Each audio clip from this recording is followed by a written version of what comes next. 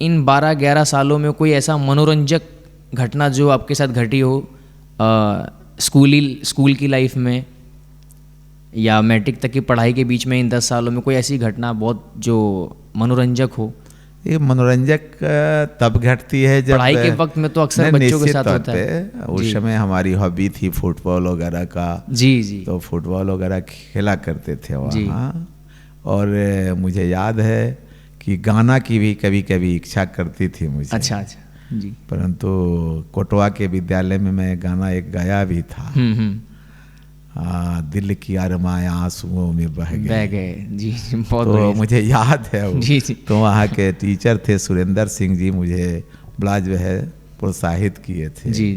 कारण कि उस समय हम ये गाना के पीछे मेरी यह सोच थी कि मैं कोशिश तक कर रहा हूँ, लगता है कि मेरे दिल में की जो आरमा है जी वह आंसू में शायद बदल जाएगी, इसलिए ये गाना गा करके मैं सुनाया था। हाँ। अपने उम्र के बच्चों के साथ जो आपके स्कूल में मित्र रहे होंगे, उनके साथ कभी कोई ऐसी घटना जो अक्सर स्कूल के विद्यार्थियों के साथ होती है कि कोई कलह हो जाना, आपस में झगड़ा हो जाना छोटा मोटा किसी बात पर, कोई ऐसी कोई घटना जो आपके दिमाग में छाप छोड़ गई हो? ह्यूमन नेचर तो होता है लड़ाई का। हाँ। परंतु ऊपर वाले ये गॉड गिफ्टेड है जी कि मेरे अंदर बर्दाश्त की क्षमता काफ़ी है।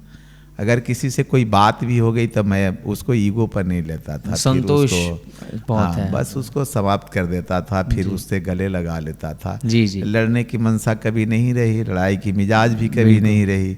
अगर कोई लड़ना चाहा तो मैं उसे इग्नोर कर दिया। लड़ाई से मैं बहुत भागते रहा शुरू से। हमारी नामांकन महाराजा हरेंद्र किशोर कॉलेज है एक छतौनी में 92 में। बिल्कुल सर, मैं डाटा कलेक्ट किया, हमने भी पूछा होता है आपके बारे में जी।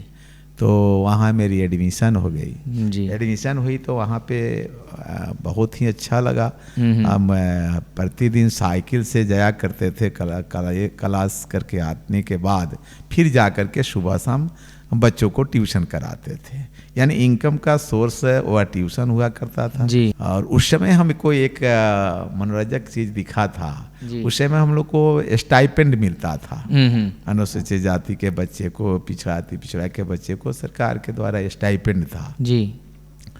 तो उस समय ही हमारे अंदर एक नेतृत्व की झलक आई थी, मुझे याद है जी। 10th में था जी। तो उस विद्यालय में जो खाना मिलता है जी, तो एक बार की वाकया है कि जला हुआ रोटी मेस वाले ने दिया जी। तो मेरे दिल में एकाएक ये बात आया कि नहीं, इसका विरोध होना चाहिए, क्यों गलत कर रहा है।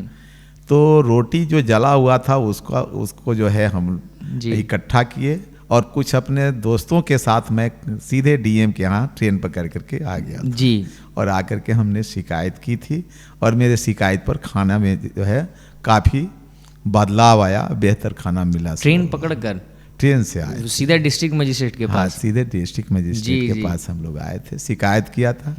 एक घटना वह घटी थी